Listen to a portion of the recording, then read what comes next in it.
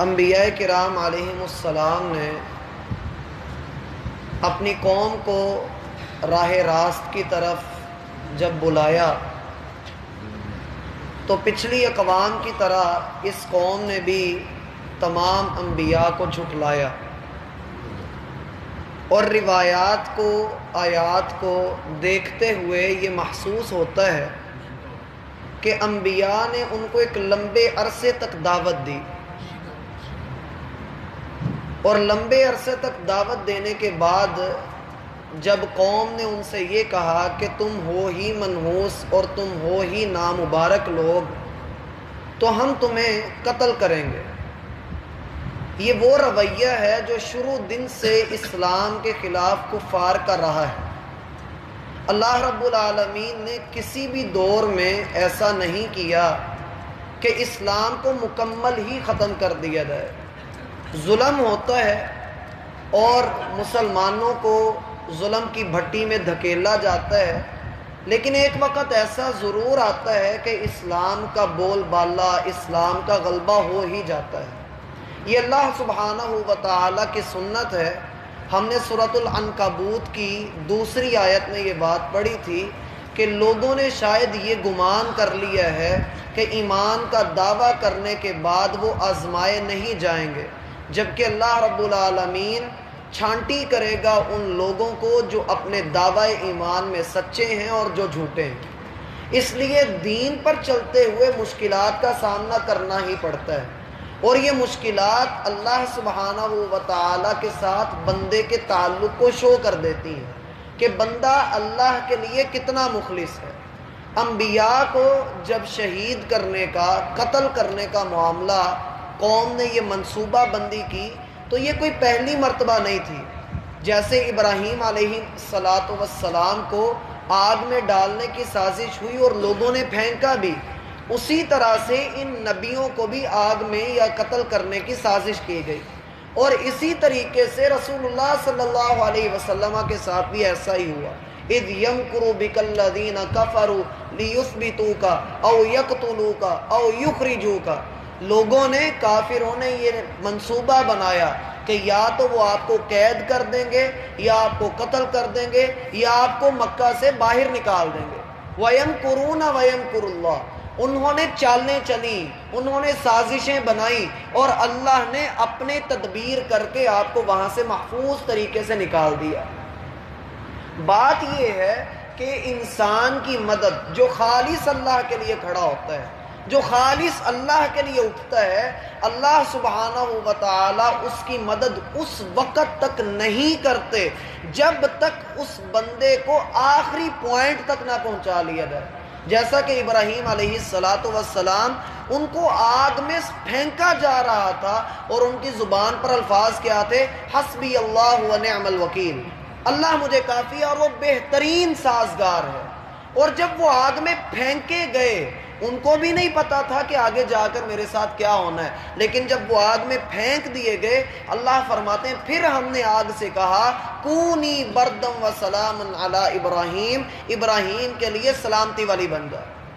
اور اسی طریقے سے موسیٰ علیہ السلام، جب دائیں بائیں پہاڑ تھے، آگے سمندر تھا اور پیچھے فرعون کا لشکر تھا، پوری قوم موسیٰ علیہ السلام کو کہہ رہی تھی یا موسیٰ انا لمدرکون، اے موسیٰ ہم تو پکڑے گئے، ہم اب بچ کر نہیں جائیں گے۔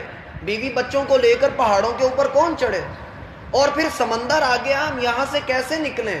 پیچھے فرعون ہے، موت صاف نظر آ رہی ہے۔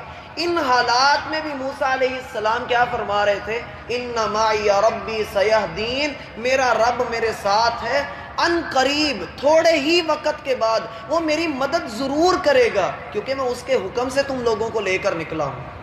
آپ کے گروہ میں، آپ کی جماعت میں ایسے تھوڑ دلے ہو سکتے ہیں، لیکن میرا بھائی جب آپ رہنمائی کر رہے ہیں، آپ ہمت نہ ہاریے، حوصلہ نہ چھوڑیے، اللہ پہ توکل کر کے رکھیے، دیکھیے اللہ آپ کی مدد کہاں سے کرتا ہے۔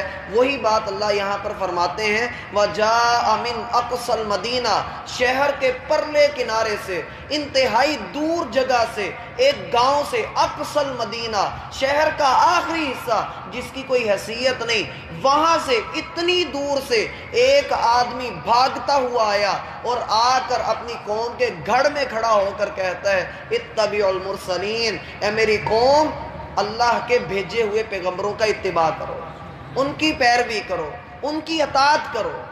یہاں پر چند نقطے سمجھنے کے ہیں۔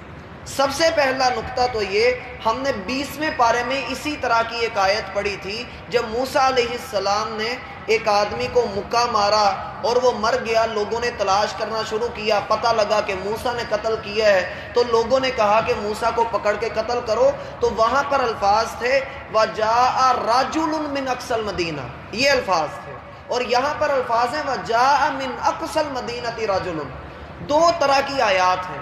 وہاں پر جو بتانا مقصد تھا وہ یہ مقصد تھا کہ اتنے سارے لوگوں میں جو موسیٰ علیہ السلام کے خلاف تھے، ایک بہادر آدمی مردانہ وار آگے بڑھا اور اس نے آ کر موسیٰ علیہ السلام کا دفاع کیا۔ وہاں پر یہ بتانا مقصد ہے۔ اور یہاں پر اللہ نے فرمایا کہ کوئی آدمی تھا۔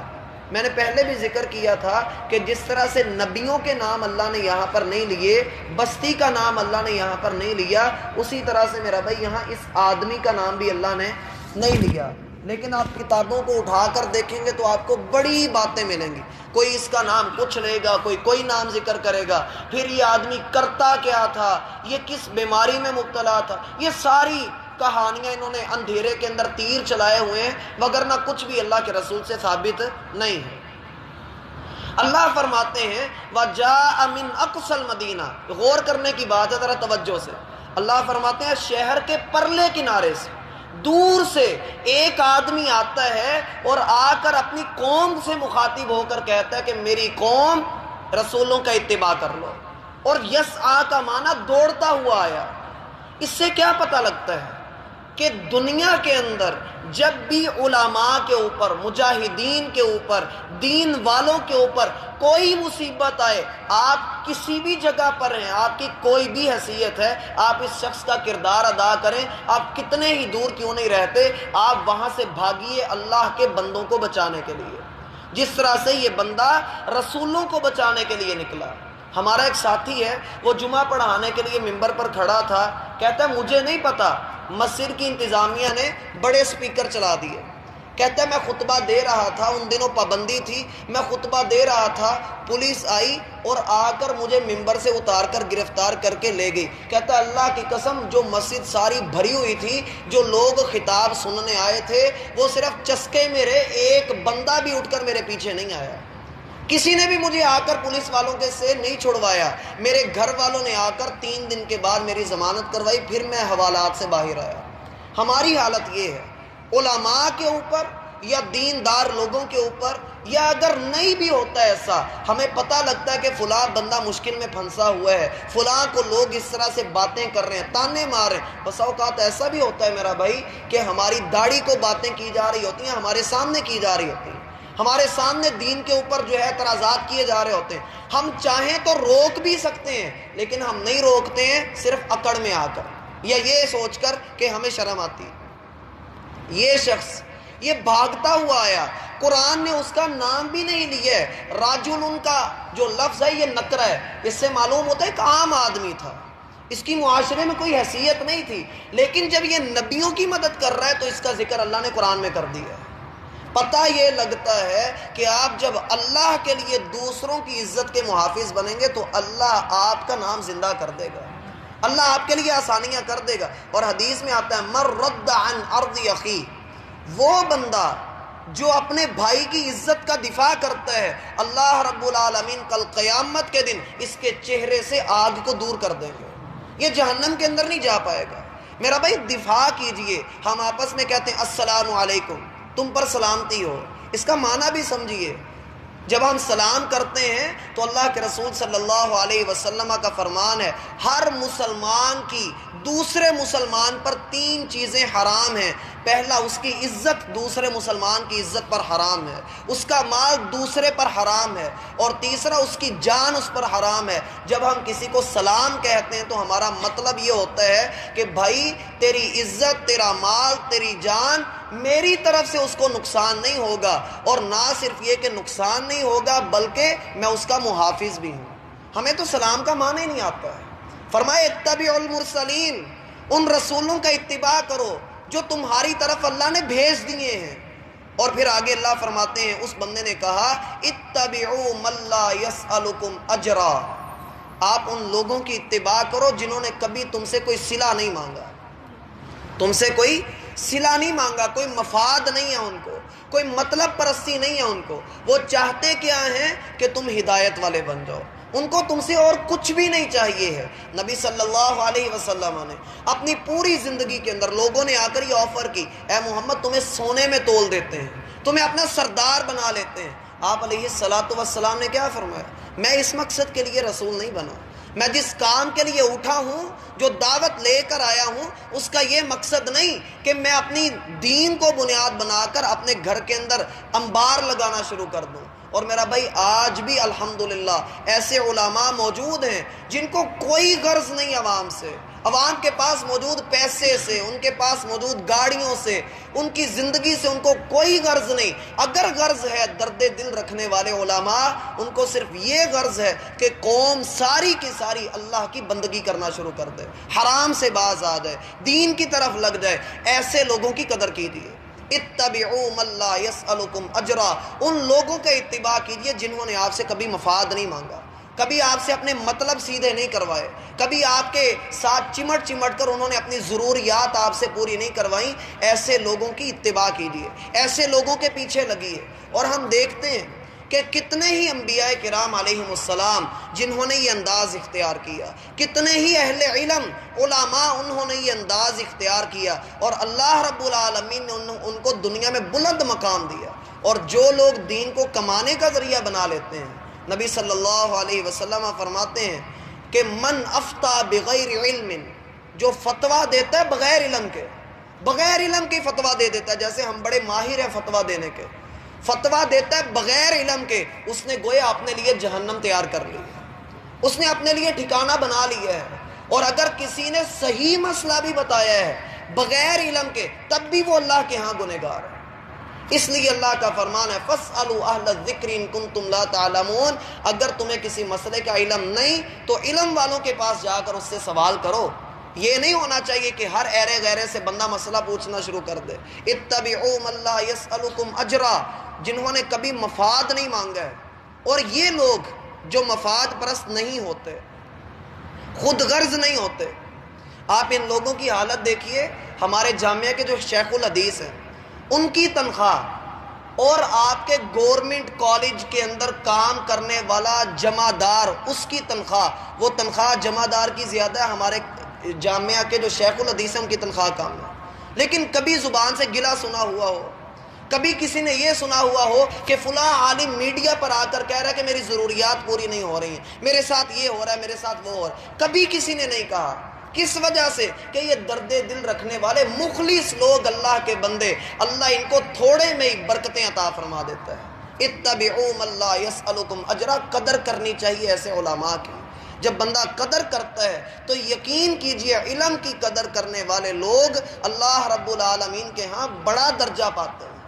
اور ہم دیکھتے ہیں عبداللہ بن عمر رضی اللہ عنہما اپنے ایک صحابی کی، ایک اپنے استاد کی، عبداللہ بن عمر خود بھی صحابی ہیں، ان کی گھوڑے کی لگام پکڑ کر چل رہے تھے، تو اس نے کہا، جو اوپر صحابی بیٹھے ہوئے تھے کہنے لگے عبداللہ آپ چھوڑ دیجئے، آپ یہ کام نہ کیجئے۔ کہا آپ نے مجھے حدیث پڑھائی ہے، اس لیے آپ کا اکرام کرنا ہے، کیونکہ اللہ کے رسول نے ہمیں استاد کا ادب یوں کرنا سکھایا ہے۔